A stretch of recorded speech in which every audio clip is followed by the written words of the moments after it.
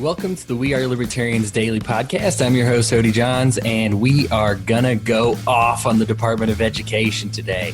Now, how can a department that costs $105 billion a year right now, how could cutting it actually pay off the entire national debt?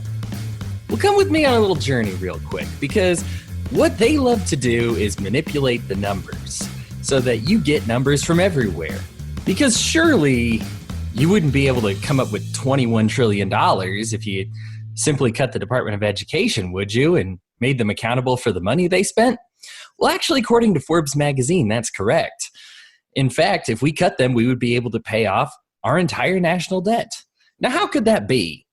Well, let's see here. In 2010, the federal government spent 10.1% of their money on education, federal spending. Of the total federal spending, 10.1% of it, came from the federal government. It was $105 billion that year federally, meaning the total cost of our education, not just on the federal level, but the total cost, if only 10% of it is $105 billion at the federal level, that means on every level, education costs over $1 trillion per year. That is the same as healthcare, which is our highest cost in the entire nation. So when we're talking about the Department of Education, they love to pretend to be puny, but remember they are actually tied as the most expensive thing in all of America. Think of the healthcare industry.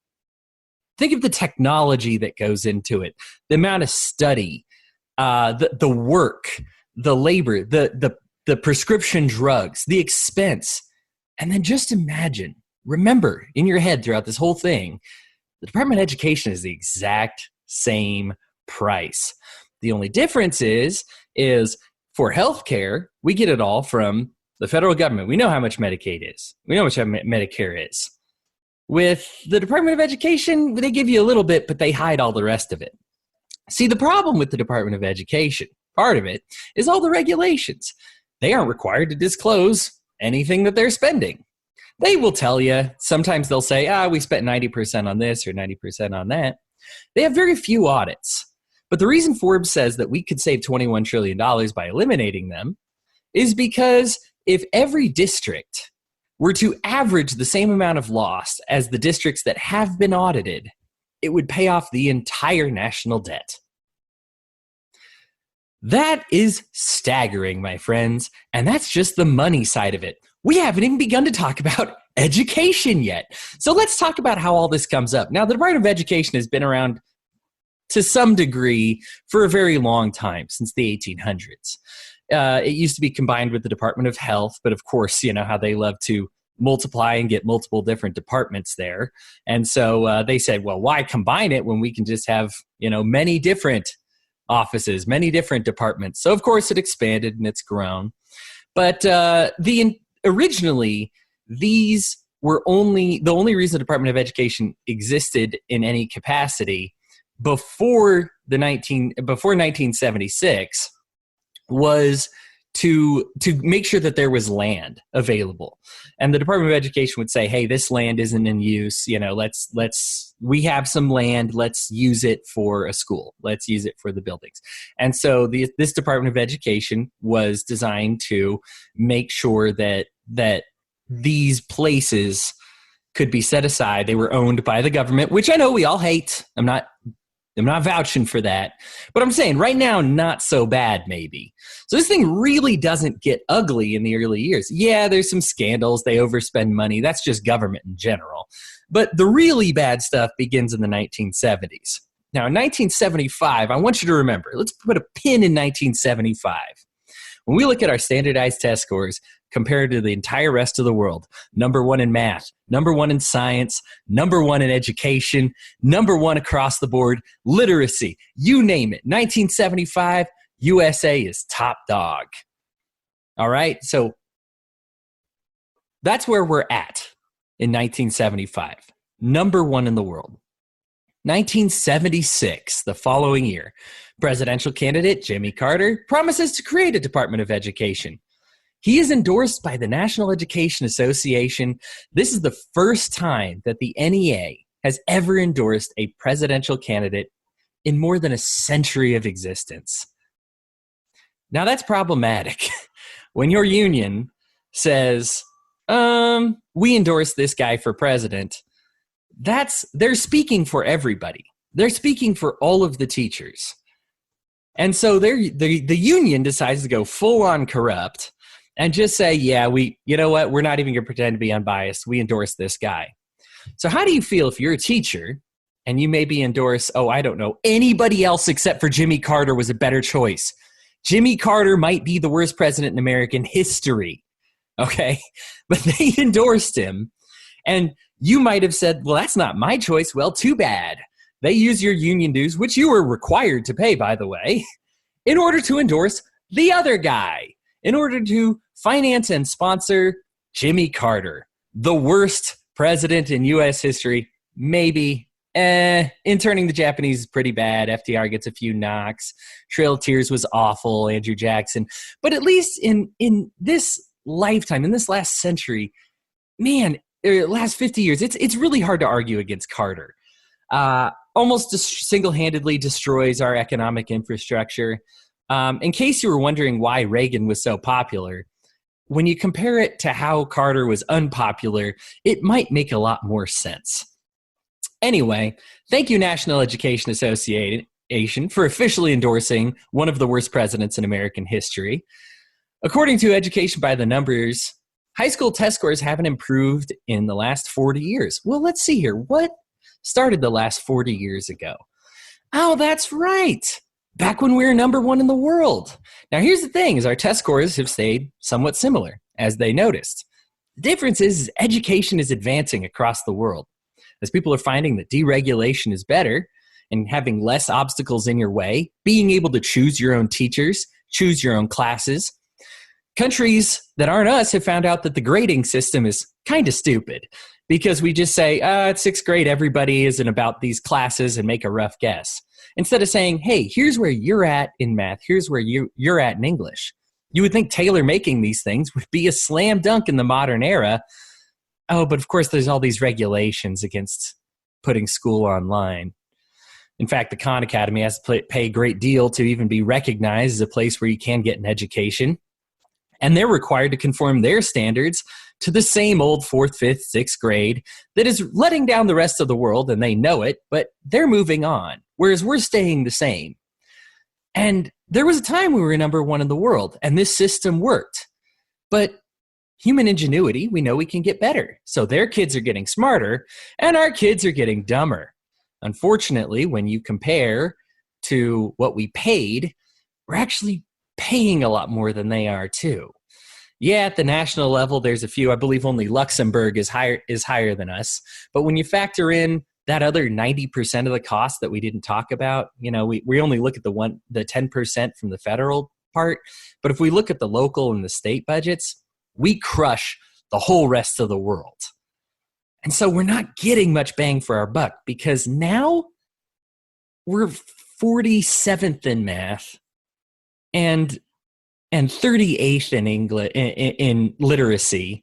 Just not good numbers. Again, our test scores have stayed the same, but while everybody else is improving, we've settled for staying the same because we keep doing the same thing. Well, why would we keep doing the same thing? Well, when you have a department that conforms everything, that says it has to stay the same, you don't progress. And so we go, as soon as we create this thing, we go from being number one in the world to number 50th pretty much.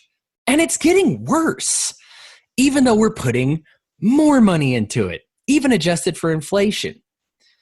Now, there were a lot of signs of this. Of course, it starts diminishing immediately because that's what happens when you have the government do anything. Look at the railway system, look at the road system, look at any of the other department rants that I have, and you'll understand that when the federal government takes over, they have no accountability, so things get worse.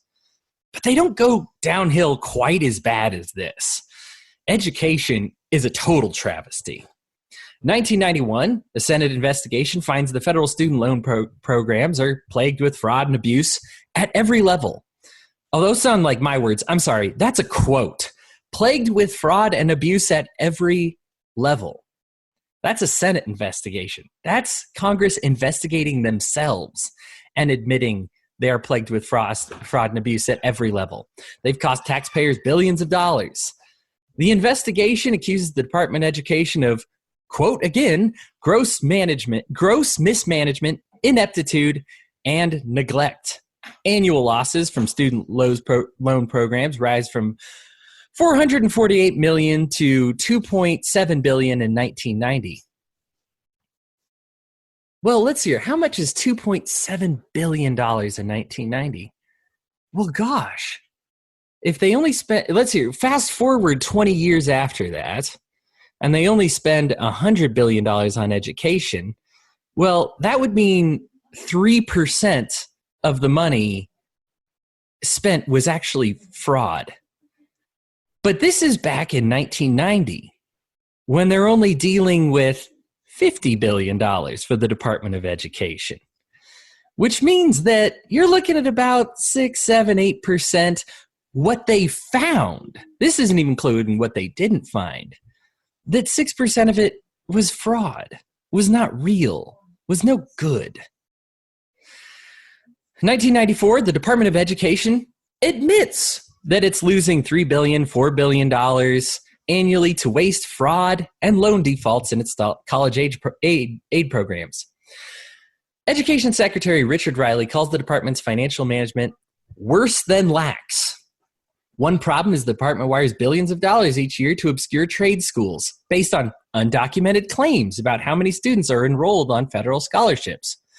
Well, gee, I thought that when I made something federal, they were supposed to take super good care of it. You're telling me the opposite is true? That the further you distance yourself, the individual, from a program, that they don't care as much about the security, about the accountability, about the bang for the buck? No, of course they don't. 2002, another major fraud operation is uncovered in the Department of Education. A career employee forged more than $600,000 of false overtime claims and steals hundreds of thousands of dollars worth of department's electronic equipment. Now, the important thing to remember from this was not an audit. This wasn't like, oh, we did an audit and found this guy. This guy got caught because he confessed. So if one guy confesses and he stole $600,000 of stuff, do you think maybe there's a couple more? Do you think maybe that's why every single time they do an audit, the Department of Education fails miserably? Do you think maybe also this is why they really don't want to be audited? They fight it tooth and nail, and they have closed books that you can't see. When they did the movie The Cartel, which featured the very famous scandal in New Jersey, where the Department of Education was losing money left and right, funneling money to candidates that they liked, and not actually investing money in education, which is what they were supposed to do, they couldn't ever find the books. What they had to do was go to where the headquarters were and count the BMWs in the parking lot, and then do the same for the teachers that they were supposed to be paying with that money. And so they actually compared Beamers to economy cars in order to find out, hey, maybe something is actually going wrong. That's what blew the lid off of this whole thing. The thing is, it's common sense. I have numbers from certain school districts. Pretty much Google school district fails audit, and you're going to be very impressed.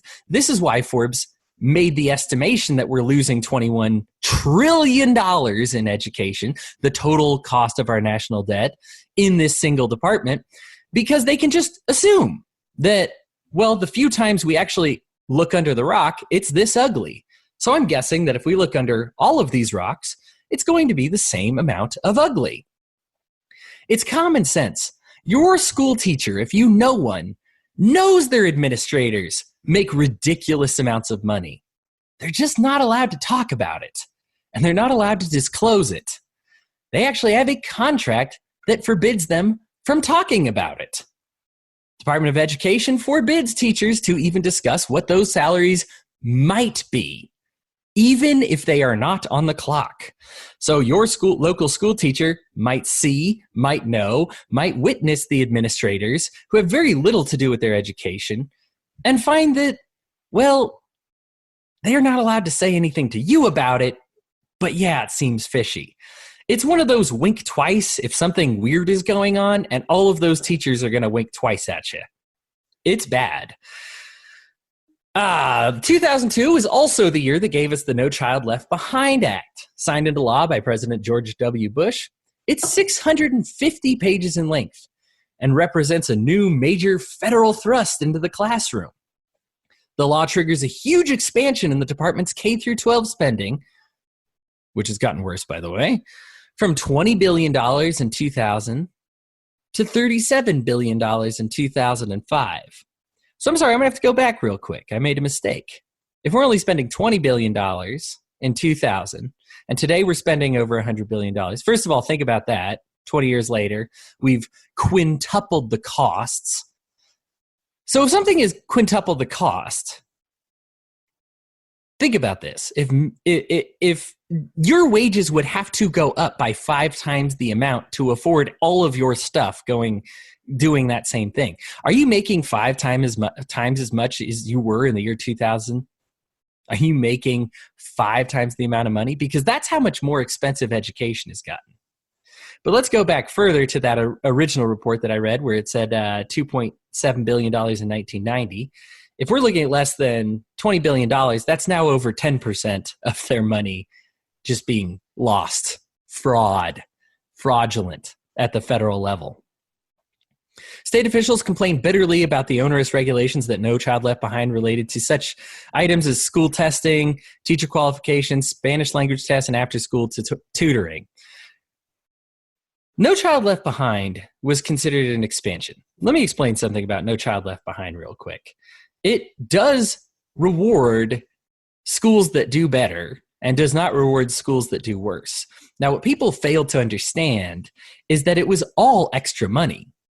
They aren't taking away money from schools that do poorly. They're just not getting all of the extras from schools that do well. This is how they were able to get it passed, by saying, yes, we're going to reward schools that do well, but the ones that aren't doing as well still aren't going to get as much money.